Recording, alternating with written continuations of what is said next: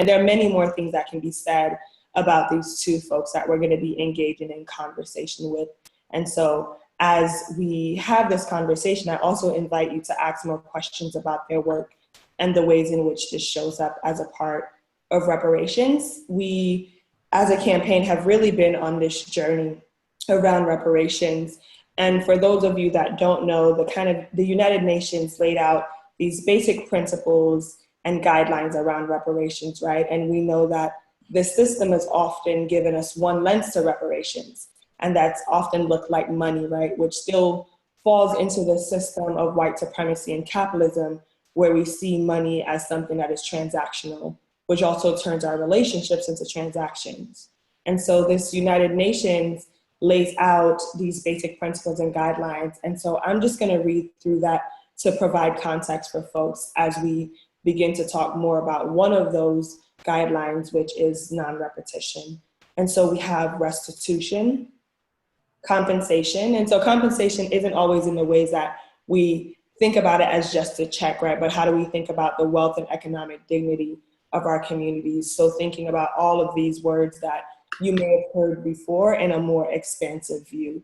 And so that's restitution, compensation, rehabilitation, satisfaction, right? Is it what we are asking for, right? Not what systems are giving to communities so that they can be in silence, right? So that systems no longer have to listen to the ripples and the larger impacts that in the ways in which this legacy and history has affected communities, right? So satisfaction.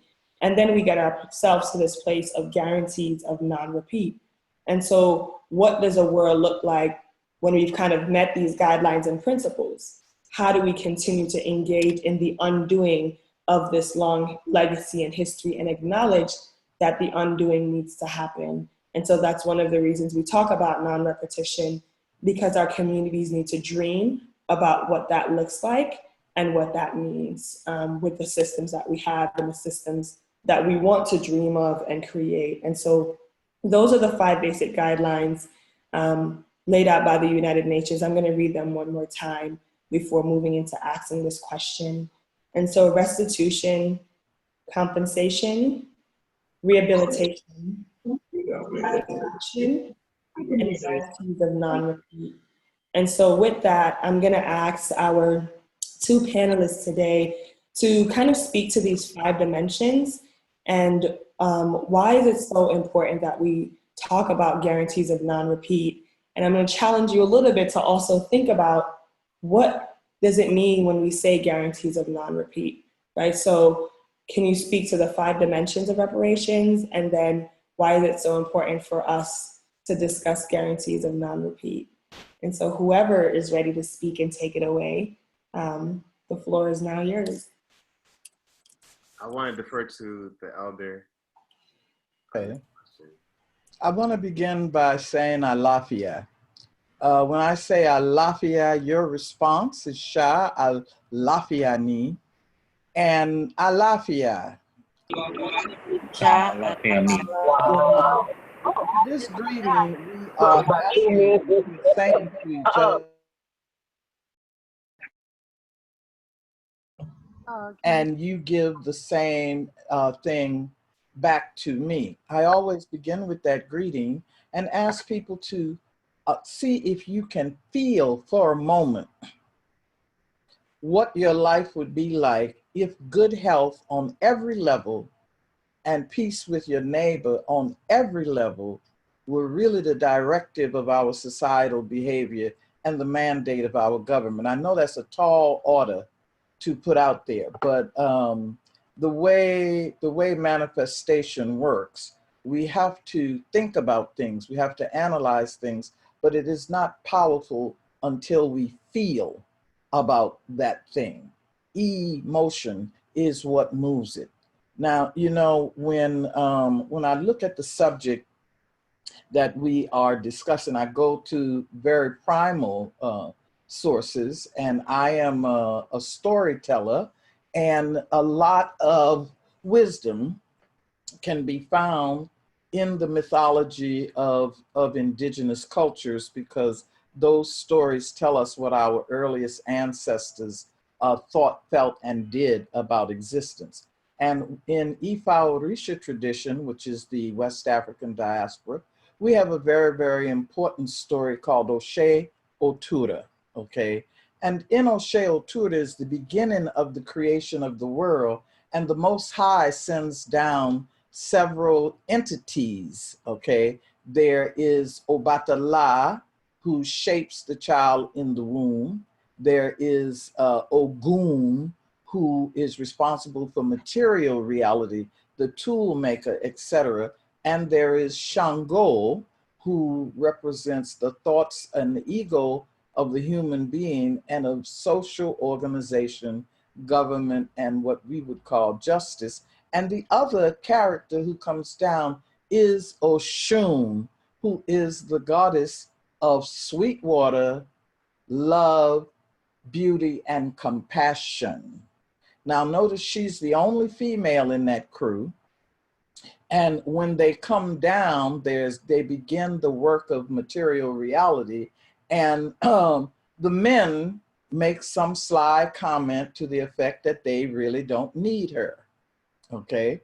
Now, you know, she's very sensitive to insult. And so she goes and sits on the moon and powders her face and waits for them to recognize that nothing can be done. They're not accomplishing anything, no matter what they try to do. They can't build no houses. They can't make no people. They can't do anything. And so they go running up to the Most High complaining, why did you send us down to earth if we can't accomplish nothing?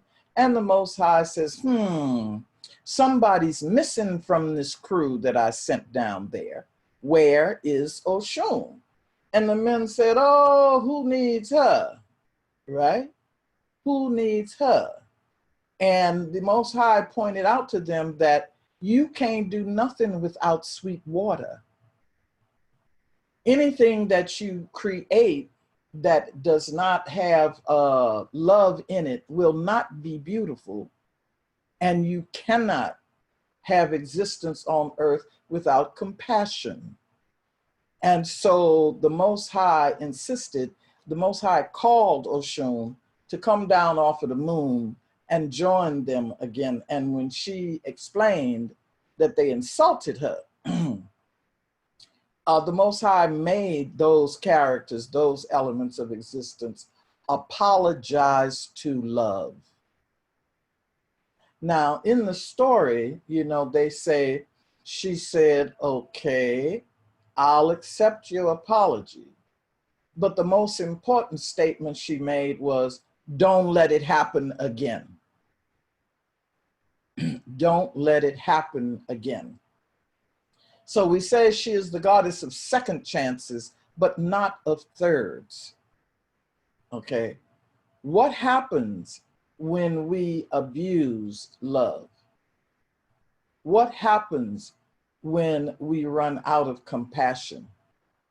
What would the earth be like if we were abandoned by sweet water? Okay. And we see signs of this in our present history and lives. In order for us as human beings to make reparations for the great mistake of the past of enslaving each other. And I want to be clear that somebody has always tried to enslave somebody else at some time, okay? We're dealing with this one this time around. There is a fundamental change that must occur in the reptilian part of our brains that makes us think it is all right to own somebody, to exploit somebody. That is born out of fear, and fear's child is hatred. Fear's child is hatred. So it begins with a critical self-examination as a species. Why do we repeat these negative actions, and how do we control the lowest part of ourselves in order to make sure that we do not destroy each other and the planet again. In order to do this, we have to be dedicated to the concept of conscious evolution. If you know that natural selection, if you accept natural selection as a true law, then you know that we can evolve into people who do not exploit each other. But in order to return from that, it has to begin with a healing within that radiates out to each other, and from there to the whole of existence, including the planet. So it is racism, supremacy is fundamentally a spiritual problem where we imagine that the Creator made some kind of mistake in making us different. And that is a serious, serious problem that we have to address, not simply by cutting down some trees. You know, every time somebody hands somebody $1, I ask them to recognize that what they're receiving is tree bark and berry juice. A piece of paper is tree bark and the ink that printed it is berry juice. Every time we have just a transactional rather than a relational exchange between us, we are energetically misspending energy that we need to improve our existence. So I say we make a commitment to change ourselves internally, to change our relationship with energy and with our spiritual life, and say whatever it is, whatever crime we have committed, whatever energetic deficit we have created, we examine it, we feel it, we clean it, release it, and set into place practices that help us to not repeat it again. Ashe. Ashe, thank you so much, Mama Yeye. I found it everything so powerful. And a lot of what you said remind me of a Hebrew word, ahava, which is the word for love, which is a two-part word that speaks about love as a verb, as an act of giving. And I think that's so incredibly powerful when you name the misspending of energy. That I heard that so clear, the misspending of energy and how we need to change our relationship with energy. And I would agree that we don't recognize the energy of love, right? And so we throw it away and it is not seen as valid.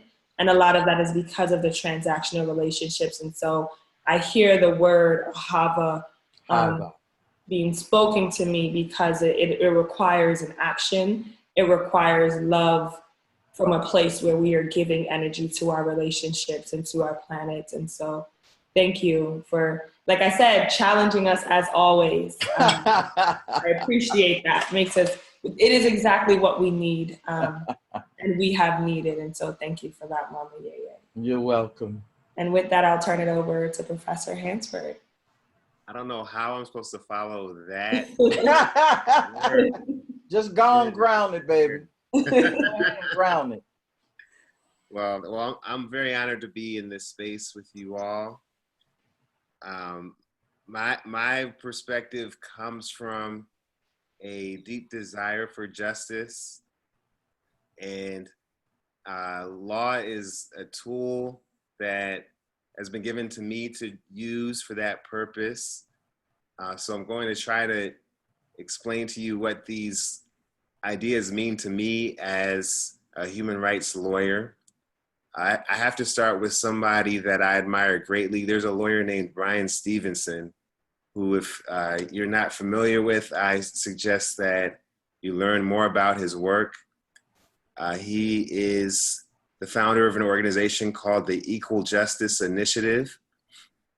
And he has also opened a museum in Montgomery, Alabama, which describes what has happened over the course of the 20th century in the aftermath of enslavement. And I went there 2 weeks ago, and I'm still reeling from the experience.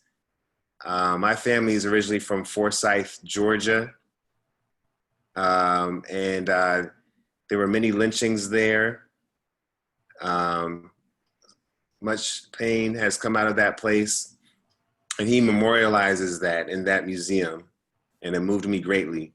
He has a statement which he says often in his talks, where he says, slavery did not end in 1865. It simply evolved.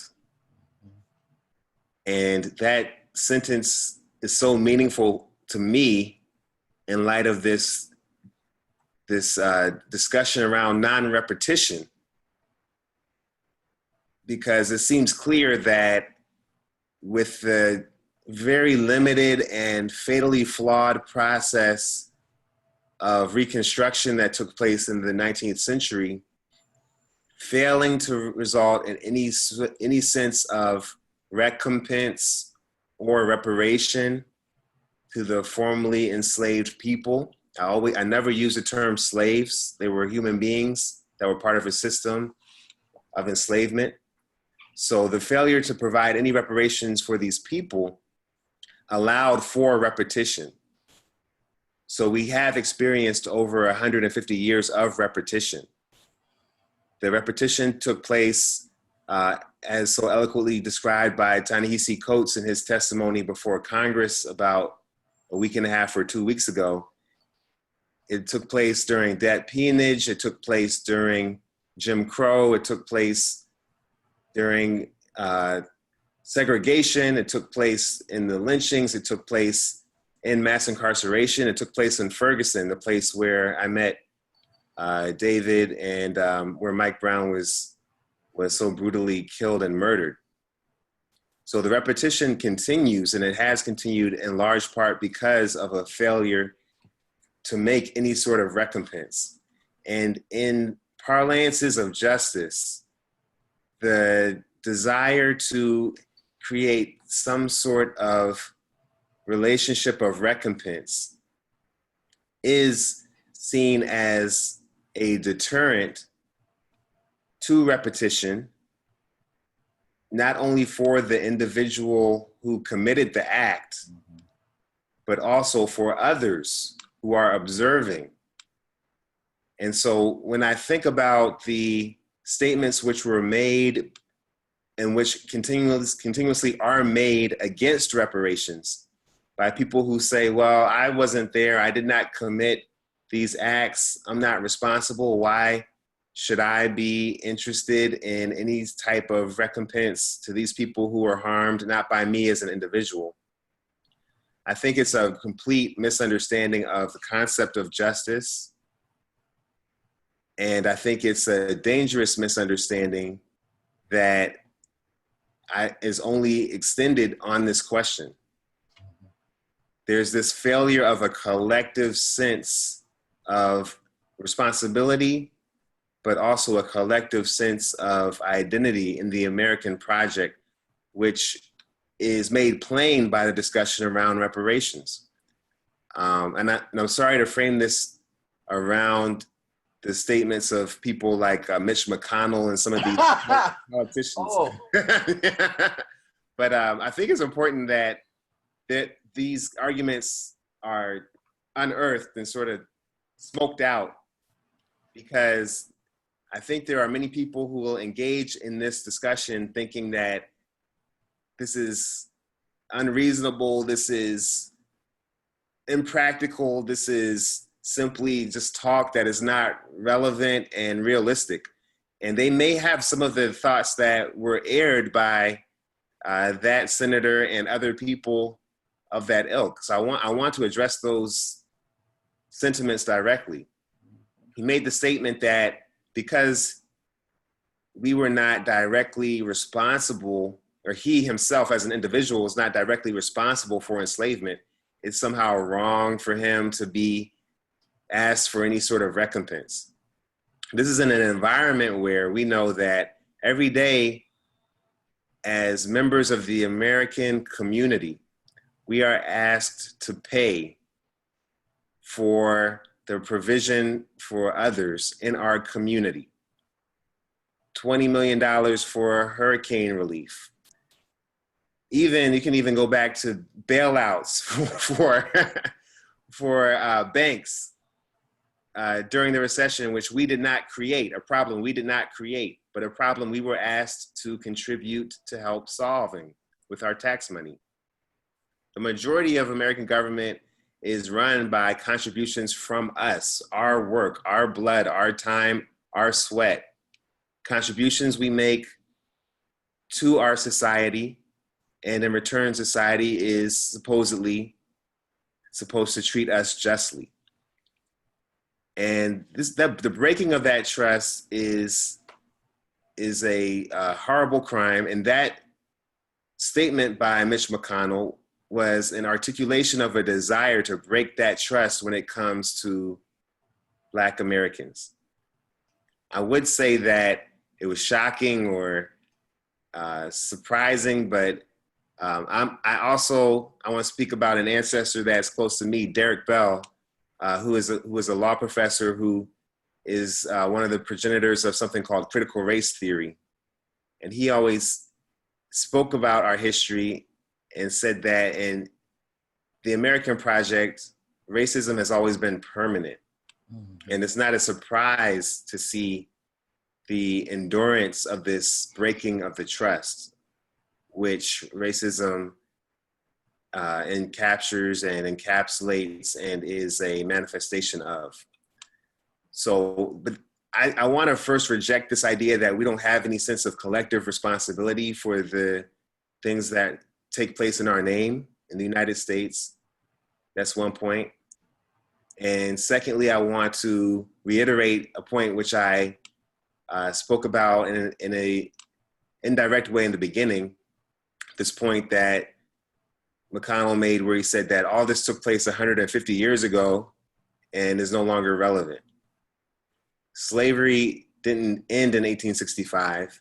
It evolved because we were not engaged in a project of reparation, which the ancestor Callie House initiated in the late 19th century. One of our ancestors who was a progenitor of this reparations movement that we're still working on today. They did not heed the call for 40 acres and a mule, which was one of the calls made for reparation. And so they repeated the sin of slavery through different mechanisms. Many of those mechanisms were legal.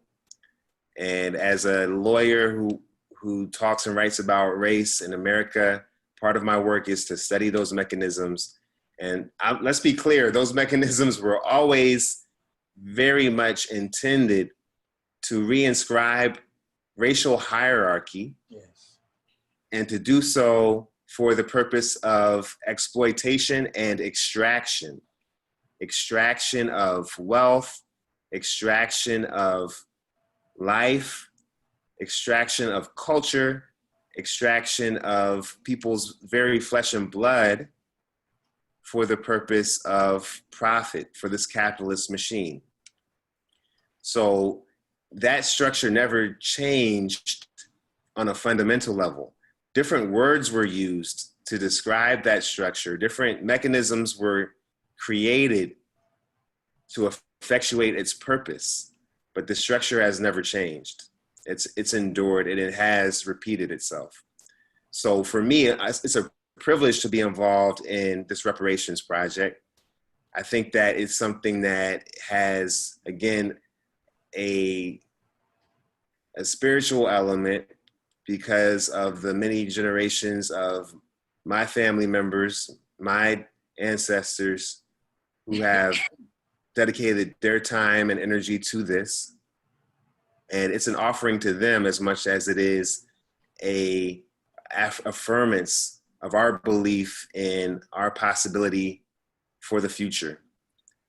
The one last point I wanted to talk about was this idea of the transactional possibility that we could engage in a reparations project that would, through cash transfer, result in a insufficient type of exchange that wouldn't really hit home. I agree with this idea that it's a mistake to look at the interaction as transactional. Interestingly, when I first thought about this discussion, I looked up this this quote from this speech by this very famous minister, and I was thinking about using this quote to describe our project, but upon a second reading, I have my doubts. I'm going to read it anyway to you. This is the middle of this speech. He says, 100 years later, the Negro is still not free. 100 years later, the life of the Negro is still sadly crippled by the manacles of segregation and the chains of discrimination. And a little bit later, he says, in a sense, we've come to our nation's capital to cash a check. When the architects of our republic wrote the magnificent words of the Constitution and the Declaration of Independence, they were signing a promissory note to which every American was to fall heir. This note was a promise that all men, yes, Black men as well as white men, would be guaranteed the unalienable rights of life, liberty, and the pursuit of happiness. It is obvious today that America has defaulted on this promissory note insofar as her citizens of color are concerned. Instead of honoring this sacred obligation, America has given the Negro people a bad check, a check which has come back marked insufficient funds. Mm-hmm. But we refuse to believe that the Bank of Justice is bankrupt. We refuse to believe that there are insufficient funds in the great vaults of opportunity of this nation. And so we've come to cash this check, a check that will give us, upon demand, the riches of freedom and the security of justice. So of course, that's Dr. King speaking at the March on Washington in what is so conveniently called the I Have a Dream speech. And this important passage where this concept of debt and this concept of something being owed, that's never mentioned in your mainstream articulations of that speech. But I do think that this imagery, this metaphor of a check that came back marked insufficient funds could dangerously be seen as an articulation of a transactional practice. I think that is a dangerous mentality that we do want to ensure does not become the overwhelming feeling after this project is completed, that the transaction is done and now finally we can move on. Too much of this debt is structural in nature and not transactional in nature. And I'll give you an example of this. I recently have been doing research on education, and there's a study that has shown that between majority Black K through 12 school districts and majority white school districts, there's a gap of about $23 billion Whoa. In terms of their access to funds for everything from books to field trips to the quality of the schools. We know in Baltimore, they found lead in the water recently. So a project which would be a repertory project to me would have to start with something like a bridging of that gap when it comes to public schools in our country. But that's a start. We cannot think that once that check for $23 billion is handed over to urban schools, now everybody's equal and we can just start acting like this never happened. Because we have a legacy of over 150 years to deal with. Those children are emerging from families that have faced so many generational traumas that are problems that they're gonna have to deal with going forward. They're gonna have to go out into a broader society where the wealth gap is 10 to 1. They're gonna have to walk down the street where there's racial profiling, where their lives are in danger in a way that other children who do not live in those contexts do not have to face those fears and those dangers. So even if that $23 billion check was cut to the public schools, that transaction is not finished. This is a debt which is a structural debt, which will call for ultimately structural change. So I hope our conversation rightfully acknowledges that we're in this for the long haul, and I'm happy to be walking with you on that road.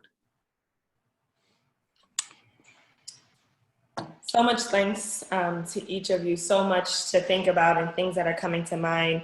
I want to acknowledge, Justin, when you speak about the contribution to these systems, particularly contributions made by Black folks, right? What I'm also hearing underneath that is this way, so the contributions that we give to the system in many different ways, right? With this idea that we will then be treated justly is also, I think, underneath it, that we are paying and buying our dignity, right?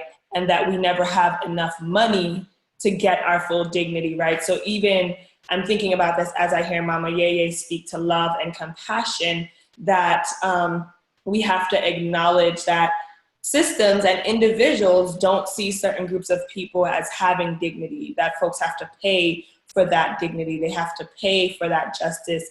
And yet in this system of white supremacy and transaction, that we never have enough to buy that, right? Even when we talk about the idea of buying one's freedom.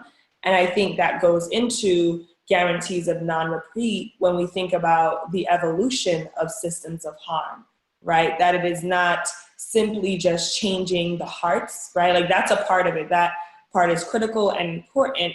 And yet there are systems that inform how we are in relationship with each other, right? And so it's a simple thing as if the closer homes are built next to each other, the higher interaction you have between residents. The further they are apart, you have decreased interaction, right? Doesn't mean that folks don't want to be in community, but there are particular systems that divide folks, how roads and highways are built, all of that, even when you speak to the current conditions in Baltimore that we also know were pre-existing conditions, all of that fits into structures.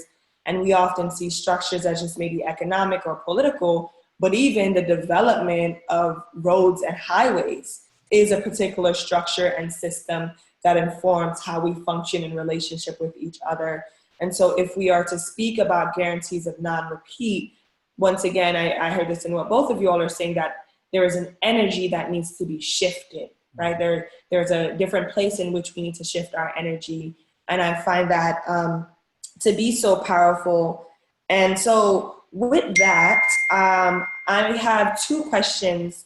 One is specifically for Mama Yeye, but Justin, you might also want to speak to this. One of the things that you named, Justin, when particularly white folks who might talk about their families not having direct lineage to the history of enslavement, although we know a lot of it comes to the ripples, right? Where were folks shopping? What communities did they decide to live in because they had choice? And you named the observance of the act, particularly around lynching and other harms, right? And so I'm thinking about that as this question is coming up for me, and you might be able to speak to this, Justin, that Mama Yeye, how is ritual and ceremony a part of the process of non-repeat, right? And I also want to name that question to you as well, Justin, especially when you speak about the act of observance, right? That there's, even if people are not doing something directly, there's a way that the observance fills up the body. And so I'm going to ask that question and then open the space for the audience. I know that folks are wanting to ask questions as well. If you have a question, please put it in the chat and David and I will go ahead and monitor that. And so the question is really, how is ritual and ceremony a part of guarantees of non-repeat, or is it a part of guarantees of non-repeat?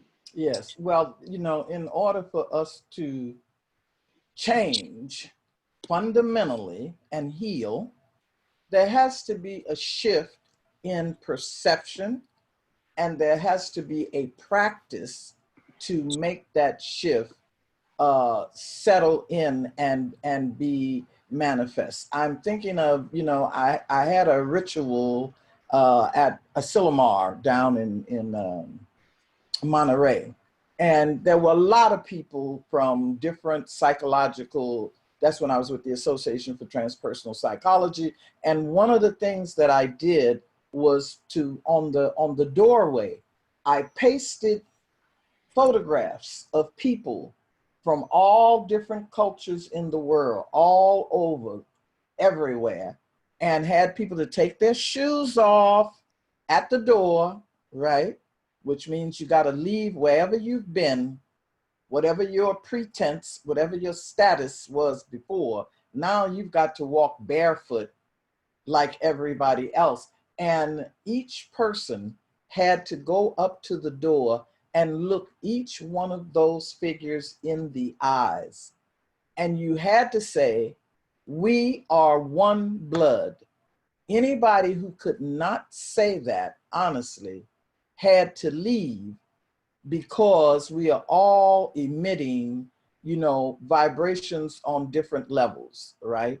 In order to do this work, we have to be in alpha, which is calm and receptive and open. And anybody who comes in on any other vibration will spoil the healing energy that we are trying to work with. So there has to come first a fundamental feeling that it is possible for us to see each other as human. It has to begin with, you know, overcoming the lazy, trifling mind of characters like Bitch McConnell, who thinks that 100 years is history.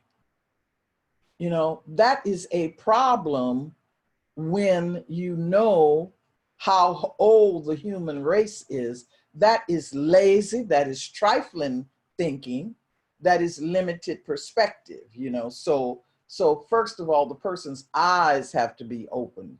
And then because the way the mind works, we fall into the habit of thinking that this one is superior to that one. We have to undo that way of thinking and feeling and run new material on top of those old tapes to transform that.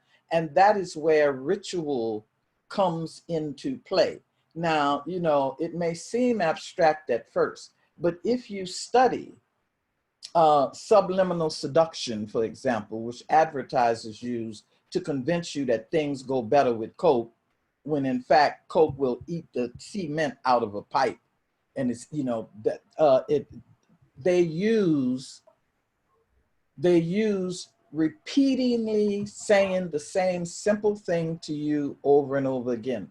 They use rhythm, and they use movement, and they use color, and they exploit the quality of the myth that things are going to go better with Coke. We need to harness that truth about the way people change and turn it into the direction that says things go better with love. Things go better with love. Let us chant that. Let us make music to that. Let us play instruments to that. Let us run around the room, around the world to that. Let us ritualize that, okay, so that we can evolve as a species.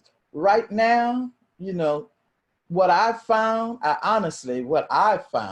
is that the people who say they are superior are usually saying that to cover a sense of inferiority. They're usually doing, the people who holler the loudest, "Look at those folks over there, they're terrible." They're covering a family dysfunction in their own home. Look at the carrot top emperor sitting in the White House. Look at that. That is the shadow projected out onto the public. That shadow has to be cleaned. The light needs to be shone on it. It needs to be healed, because the attempt at infecting the entire planet is very, very obvious. So we have to change the perception, and we have to implement daily practices. If everybody can get up every day and look at an image of somebody who is not from their own culture, not from their own race, and just say, we are one blood. We are one blood. We are human. We are part of creation. Then we can train ourselves out of this insanity. That's what ritual has to do with it. And it's hard. It's hard to ask people to take a look at guilt and shame. If we put up images of slavery and had people to, and told people, you got to look at this before you can enter the room, people would come in with guilt and shame, and those two would have to be healed. Those two must be healed. And that's where ritual cleansing comes in. Thank you, thank you, thank you. I'll once again encourage folks, if they have questions, to write your questions in the chat. It's okay if you don't have questions as well. And then I'm going to turn it over to Justin if there's anything that you want to add or is coming up for you. Thank you. Well, for me, when I think of the role of ritual in this discussion, I can't ignore the role of ritual in the construction of our problem. So we have to, I think we have to be completely honest about the role of the church in creating a pathway and justification through ritual for enslavement, Jim Crow, lynching, mass incarceration, and even today, police violence. Historically, we can easily trace the use of the Bible to justify relations of enslavement, the use of the church as a system of control for people on those plantations, the use of the church and those symbols and rituals in the creation of the Ku Klux Klan, the use of Christianity and purity, the conflation of Christian purity with whiteness as a political tool, which allowed for ideas of superiority to permeate our politics unto today, where people in a large part of our country justify their political support of systems of racial subordination in their embrace of the church, the Christian right. Mm-hmm. So I think those rituals have been essentially complicit in the construction of racial violence in the United States, the rituals that came out of the church. James Foreman was right when he challenged the church in the 1960s to acknowledge and repent for its role. And so today, because that has not happened across the board, that call can continue to be renewed. It should be done symbolically, and it should be done with resources that also are symbols, also are rituals of giving, symbolizing a spiritual position of repentance and desire to re-enter into a righteous relationship with fellow members of the community. Mm-hmm. And so we have these battles, you know, outside of the church. We have the battles around the flag, around the taking of a knee during the saying of the national anthem. We've got statues in courthouses and state houses that celebrate the Confederacy. We've got buildings at universities. My own middle school named after Colonel Lee from the Confederacy.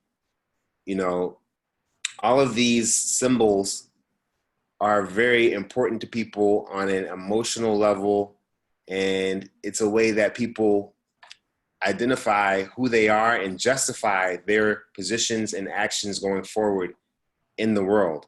So I think it's a big mistake for people who are very materialist, people like myself who are lawyers who tend to focus on the laws and the, you know, the money, to forget about the role of ritual and the role of symbol and the role of the spiritual and the role of the visual and practice-based manifestation of the spiritual, which is the ritual, in this conversation, because none of this exists without the ritual. And since ritual was so important and complicit in the construction of our problem today, it makes perfect sense for it to be essential to our search for the beginnings of a solution. Mm-hmm. May I say something? I want to talk about for a minute the corruption of symbols, okay? It is very, very powerful because symbols come out of our primal consciousness. I think the most blatant example today is when we see white supremacists flying a flag that has a swastika on it, okay? The swastika, what Hitler did was he changed the wing, the direction of the wing on that symbol. Originally, the swastika represented the balance of the four winds. If you're traveling in Southeast Asia and you go to the various temples, the gardens are sculpted to look like the original swastika, which was the winds churning creation.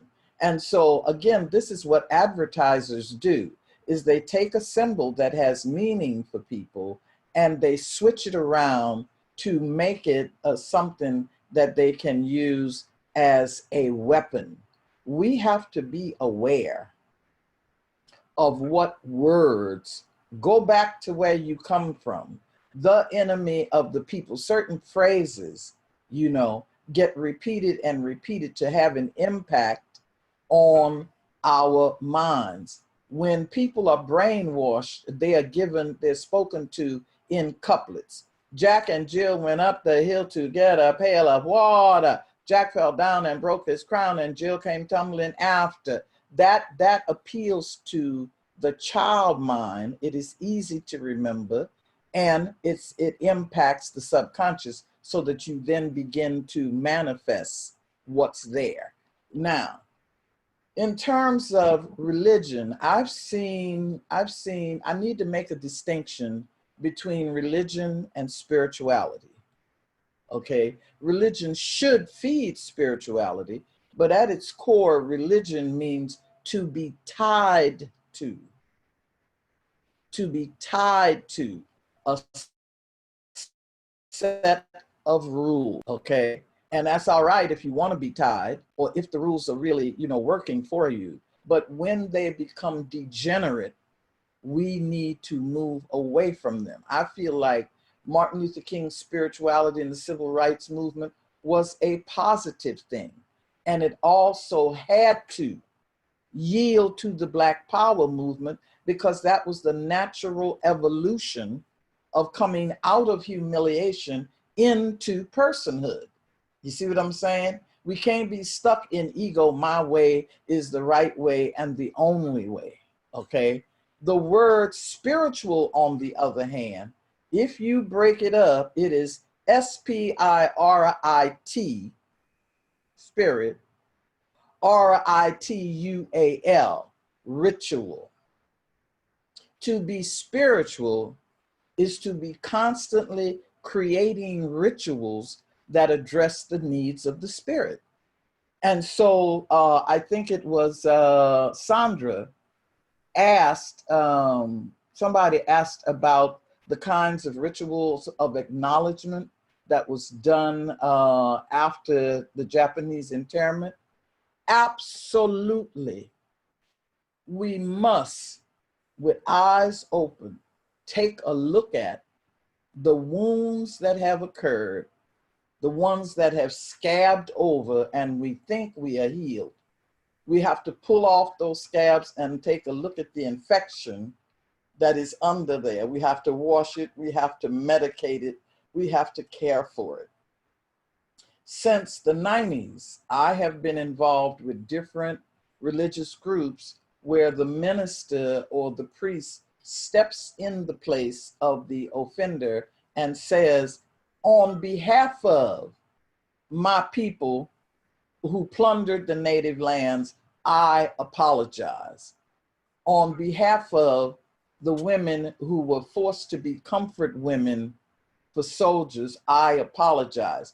And then that verbal apology, which puts a vibration out into the atmosphere, must, like a homing pigeon, bring back, how do we now feel? What do we do with that feeling? How do we express that? And how do we turn that into real practice action?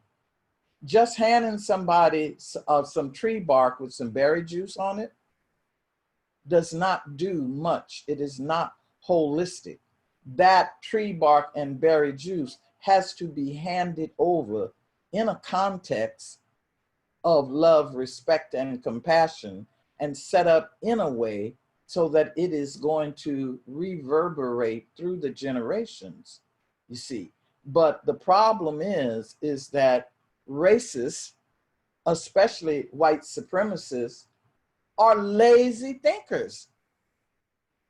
They don't want to take the time to think things through because it means they got to face too much. So just stereotype everybody, push who can I exploit? Never recognizing that the law of interconnection is such we're breathing the same air, we're walking on the same earth. That's too big for them. That's too expansive for them, okay? And so, y'all can probably tell I'm a gardener. What we have to know is that we can prepare some ground, we can sow some seeds, we can grow some wonderful things, and some of these folks gonna have to fall into the compost.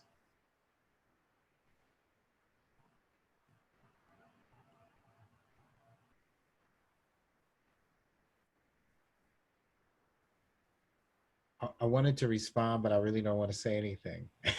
I just want to quickly say that, and also one of the things I was thinking about in response to like the question about the role of ritual, I think that we've ritualized thinking and saying things like, the problem is so big, I can't do anything about it. And for me, I wonder, could a ritual be each time we get one of our retirement or investment statements to pick one of the items that we're invested in? Company began looking at their balance sheet, looking at who they are, who their contractors are, who they're invested in, and asking the question, am I complicit in violence against Black folk? And and we think about like how hard the guarantee of non-repeat is, because we're dealing with a system that has tried to hide how people, just by like say, driving down the street, we become complicit. And like, so what kinds of things can we give up? And I think giving things up is a real thing. Mm-hmm. Not just money, but giving up complicity, Mm-hmm. violence against Black folks, our planet, other humans. And I think about how reparations, particularly from this expansive viewpoint, could be a spiritual, social, and political intervention, Mm-hmm. especially beginning with the notion of guarantees of non-repeat, Mm-hmm. and looking at divestment as a spiritual practice Mm-hmm. of re-diverting energy from violent systems that we have no clue that we're invested in. Because I think that when we get before our creator, they're not going to be like, hey, you didn't know you were complicit in violence against Black people. And oh, that Wayfair stock that you had, Mm-hmm. or that Amazon stock that you had, or that Raytheon stock, or that mutual fund that is invested in. And so I think there are possibilities around how we remove ourselves from complicity. And it's not just that, that's, I think, one of the deeper levels. But I do think there can be a ritual of divestment, Mm-hmm. an investment in justice. Yes. Yeah, I think what you're talking about is divestment that leads to transformation.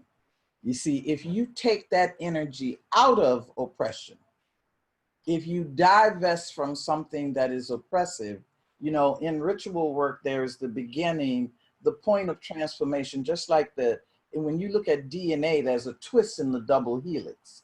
That's the point of transformation, right? So you take your money out of oppression, clean it, and find a place to invest it that heals the harm that was done over here. You see, that's where the magic is. Let me give you an example. I know a young woman who is a farmer, and she said to me, there are a number of young Black men who have done prison time for having a little bit of marijuana on their person, okay? And what she does is she aids in getting them out of prison, takes them to the farm, teaches them how to grow marijuana and turn it into medicine, right? And gives each of them a plant to start their own little medical marijuana business. Now, what's wonderful about this is, first of all, them being locked up for that is injustice.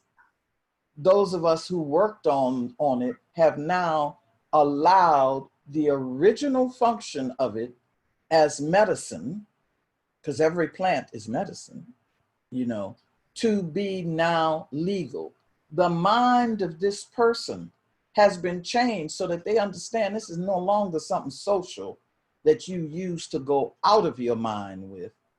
It is now medicine that you use to heal. It is no longer something you slink in the alley and buy from somebody else. It is now something that you put into the earth and you nurture and you love it and you use it.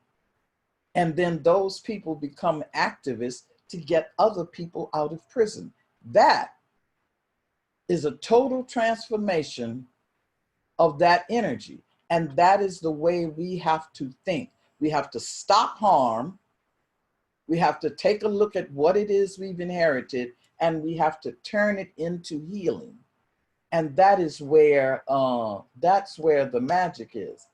I wanted to respond to some questions that were put to me in the chat. Okay. Can I add one thing, Mama Yeye, before you do that? Is that okay? Oh yes, absolutely. Yeah, one of the things I want to name also is that in my experience, there are many Black folks that engage in ritual, even if we might not know that's what it is. So I think about when I enter into space when harm has happened and someone has transitioned, folks are often creating altars without naming it as an altar, or pouring libations, or even when we see police terrorism take place on a national level, when folks say their name, say her name, say his name, that is directly a part of rituals that have been a part of the African diaspora, just to name very clear, right? And so what does it mean to also hold space to acknowledge the ways that we engage in ritual? And I think the way that we push that to another level fits into something you named, Mama Yeye, is that we need this as a daily practice, right? So we engage in these rituals when, oppression is constant, right? But we engage in it when all of it kind of, the shit hits the fan, right? We engage in the building of the altar, you know, and saying the name, which is incredibly important. And then the question then I think is, how do we move that into a place of daily practice, right? Where our healing is not in direct, like, opposition to whiteness, right?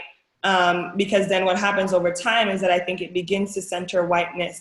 And I think this comes up for me because as an organizer, when I was a lot more angry, I'm angry in different ways now, still angry, but in a different way. When I was really angry that it was having like a physical effect on my body, and also mentally, like the place you can get to because of what you are seeing. And I recognized that over time, I was so angry because I was trying to show the system that I mattered. I was trying to convince the system that I was human enough. And I had to ask myself, do I see myself as fully human? Do I see myself as one with dignity, right? And so I think I just wanted to be able to name that. And for me, you know, while serving with our young people here, and you're engaged in this work with us, Mama Yeye, to really think about our young folks and all of our community members engaging in ritual as daily practice, right? So even one of the questions around, can you imagine full repair and what does it look like? I think a part of that is engaging in daily ritual in ways that are unapologetic and doesn't always have to be in resistance to white supremacy, because at that moment, we've unraveled so many of these systems that our very being and the way that we walk and talk and sing and dance is ritual within itself. That is not about when harm occurs and appears, right? Like we have ritual for that. And just the being of one's body and the life that it carries is that ritual practice. And so I wanted to name that when we think about full repair. And I know that's probably not what the person intended, but for me, it's really about that daily practice of one, not having to question their worth or convince others of their worth. And I think that's important.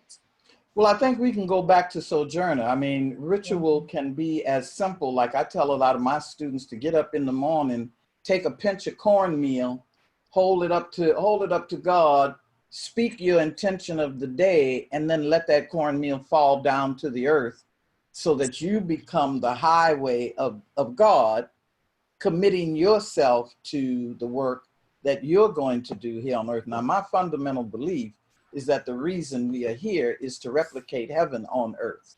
So, you know, some other people think earth is hell. That's a whole different perspective. Some people think their life is cursed. I don't believe that at all. You know, I believe my life is an opportunity at creative expression. So that's why I say we have to, you know, sort of clean people's minds of the crap that they've been handed. But what really goes on that you speak to, Jodie, I am old enough to remember the time before people had the practice of leaving flowers at the place where an accident had happened or murder had happened, okay? There was a time when people wouldn't do that, but I have watched the general public come to understand the power of roadside shrines. That is an old practice, even in Europe, you know, all along the road, all along in South America, all over Africa. It becomes not something that's locked in the cathedral, but something that happens on the land, on the spots where things have occurred. So my call is for us to go from unconscious ritual or semi-conscious ritual to consciously designing ritual that transforms the energy. And let me tell y'all something. Ritual is so natural that the gazelles on the plains of Central Africa have a ritual dance that they do in spring after the first rain. Okay? It is that natural. Children playing perform ritual before we talk them out of it, before we tell them they shouldn't do it, before the damn television gives you a Ouija board and a monster. Okay? The church tells us to listen to the still small voice, but what we get told, don't listen to that voice until it's Son of Sam telling you to kill somebody. See, we got to re-educate people back into their indigenous minds, their indigenous spirits, and their indigenous practices. That's what we're talking about here, okay? And supremacists need to believe that they're above other people, so they divorce themselves from their basic humanity, from their connection. That's why they behave that way. They want to be something other than human, right? And so put other human beings down. It's not going to work. The thing about evil is eventually it consumes itself. You know, we just have to give it a little nudge all the time, you see. But it you know, the compost exists. They're going to fall in the compost. I'm into giving them a little shove. You know what I'm saying? Sweep the floor, gather the leaves, pile it up, put a little water on it, let it rot, let it turn into something that we can mix with something else and plant something else in. But there was a point I wanted to make here. I'm looking at the questions on the side, okay? And a very important one came up. I think way back here, somebody asked the question, she said, if we look at another culture and say we are one, that there's teachings that people of European descent have no rhythm or camaraderie with the earth, setting them apart from people of African descent. Should we expect the possibility of redemption of the oppressors? Can they experience transformation?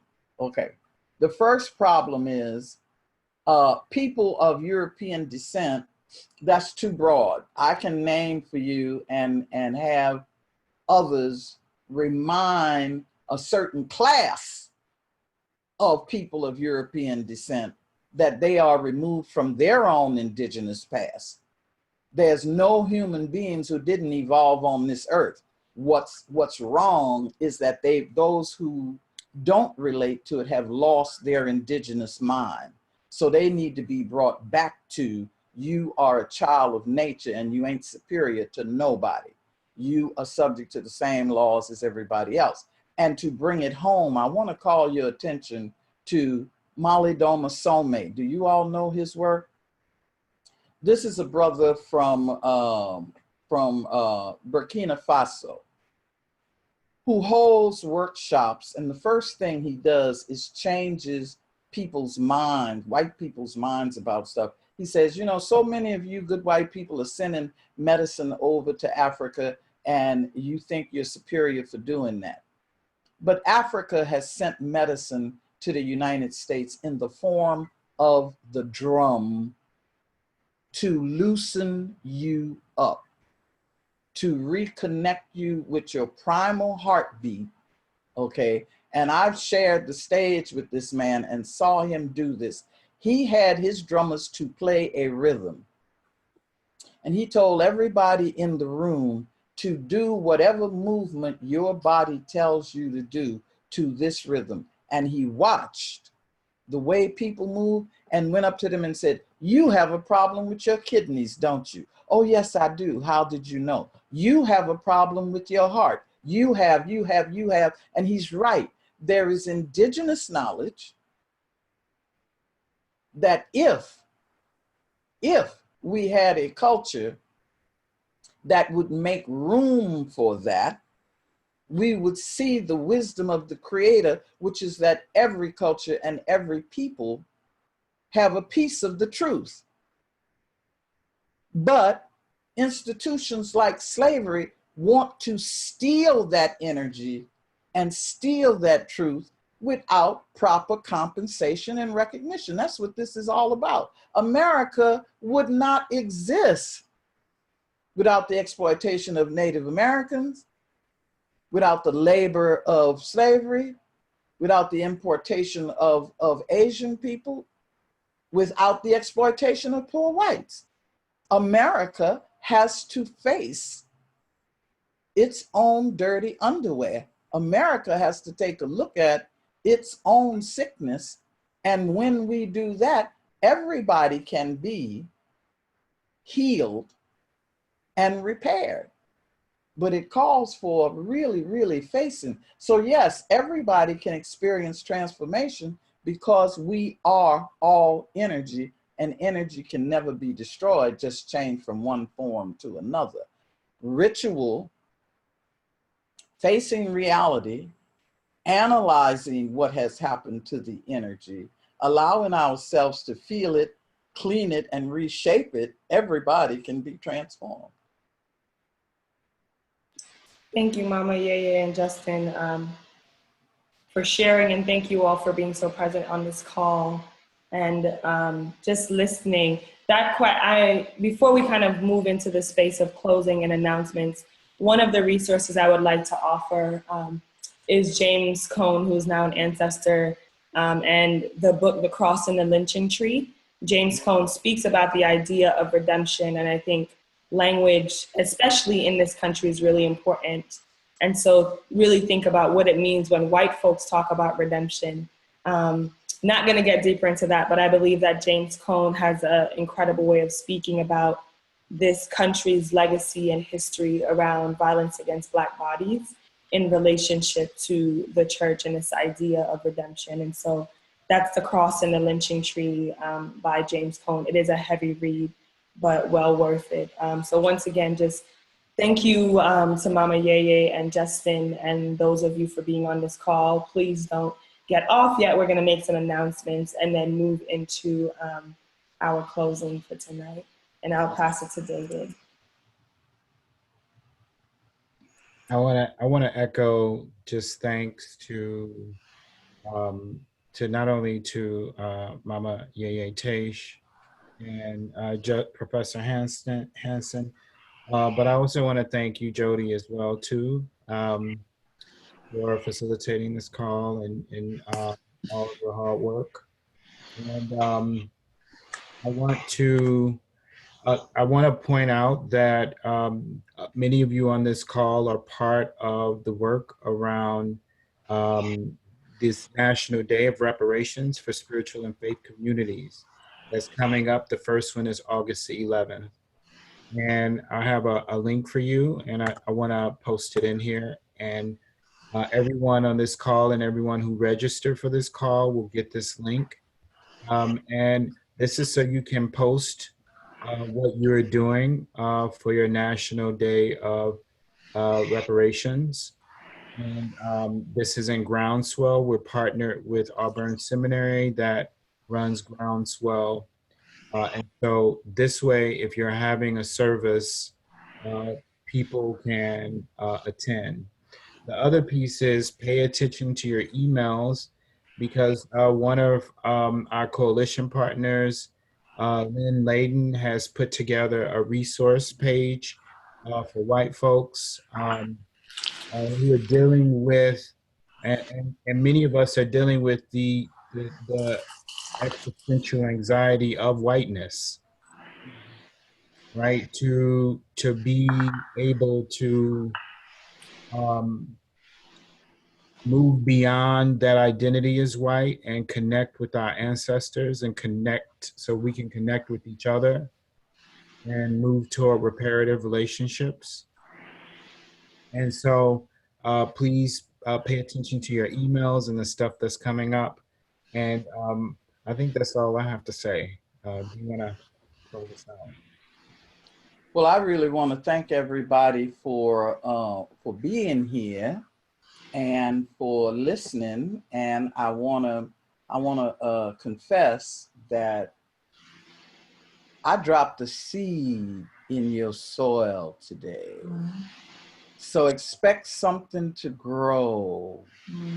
Expect a shift in your thinking and your feeling, especially a feeling of empowerment that I can do something about this, no matter how small.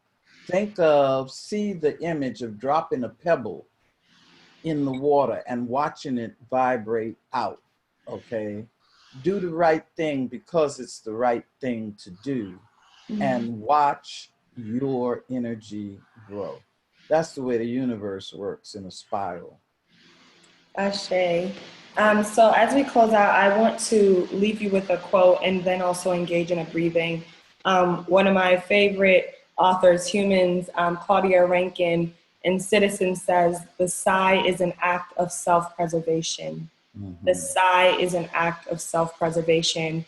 And as Mama Yeye named, a seed has been planted, right? And so there are probably things that we are carrying, and you might find yourself sighing right now while you're on mute, or you will find yourself sighing at other moments. And so I invite you in this moment to close your eyes if you feel need to. And just inhale deeply. And just sigh. Don't be afraid of the sound of your sigh. Inhale and sigh. Inhale. Hold that breath and give gratitude, love, and compassion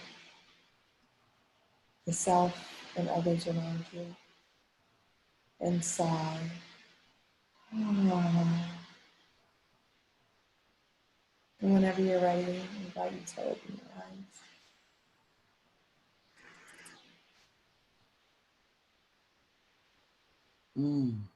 Thank you all once again. Please visit our site. This recording will be posted online once we get off this call. We don't have a written transcript, but maybe that's something that we can discuss at some point if folks are interested in that. And on our website, you can also find out more about the other events that are happening, different partners, how to get involved with the different organizations that are also a part of this coalition, just about everything you need. And there is also a pledge that we encourage you to take and your communities to take as well. So just explore the website to find out more about what we're doing and continue to do your work and share that with others. Anything else, David? Thank you all. Appreciate you. Thank you.